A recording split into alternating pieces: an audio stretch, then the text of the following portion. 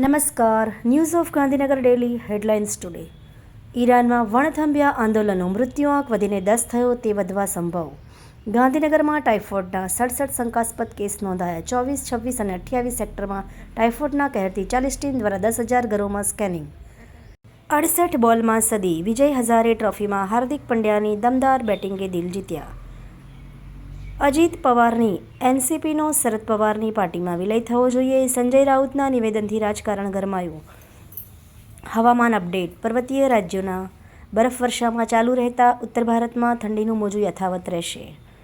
તંત્રી સ્થાનેથી સોનાના જોરે સતત ચોથા અઠવાડિયે ભારતના વિદેશી મુદ્રા ભંડારમાં ઉછાળો. દિવ્યાંગ પ્રેમી દેશના વડાપ્રધાનની સરકારમાં દિવ્યાંગો માટે બસ ચાલુ કરવામાં સરકાર કેમ દિવ્યાંગતા બતાવે છે. નમો શ્રી યોજના અંતર્ગત છેલ્લા 1 વર્ષમાં 7 લાખથી વધુ લાભાર્થીઓને રાજ્ય સરકાર દ્વારા ₹437 કરોડ ચૂકવાયા.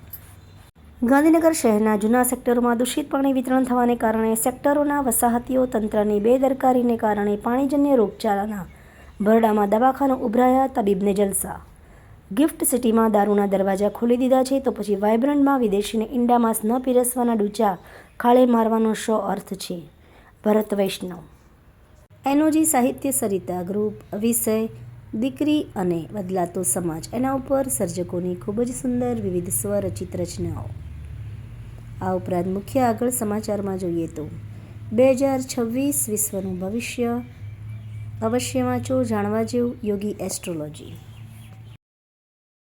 સમસ્ત લેઉવા પાટીદાર સમિતિ સુરત દ્વારા મુખ્યમંત્રી શ્રી ભૂપેન્દ્રભાઈ પટેલ, પ્રદેશ ભાજપા અધ્યક્ષ શ્રી જગદીશભાઈ વિશ્વકર્મા, નાયબ મુખ્યમંત્રી શ્રી હર્ષભાઈ સંઘવીની ઉપસ્થિતિમાં મોટા વરાછા ખાતે રાજસ્વી સન્માન સમારોહ યોજાયો.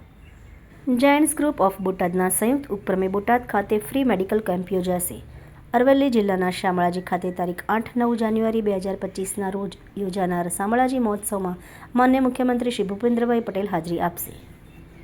લેક્સી વેસ્ટ મુક્ત ગુજરાતની દિશામાં આગેકૂચ. અત્યાર સુધીમાં કુલ 273.33 લાખ મેટ્રિક ટન લેક્સી વેસ્ટનો નિકાલ કરવામાં આવ્યો. ખોરાક અને ઔષધ નિયમન તંત્રની કડક કાર્યવાહી. અમદાવાદ ખાતે વગર પરવાને ચાલતા દવાના ધંધાનો પર્દાફાશ. આશરે ₹40 લાખથી વધુની કિંમતનો મુદ્દામાલ જપ્ત. આભાર. મીનાક્ષી રાવલ, ગાંધીનગર. ન્યૂઝ ઓફ ગાંધીનગર દૈનિક જનફરિયાદ ન્યૂઝ.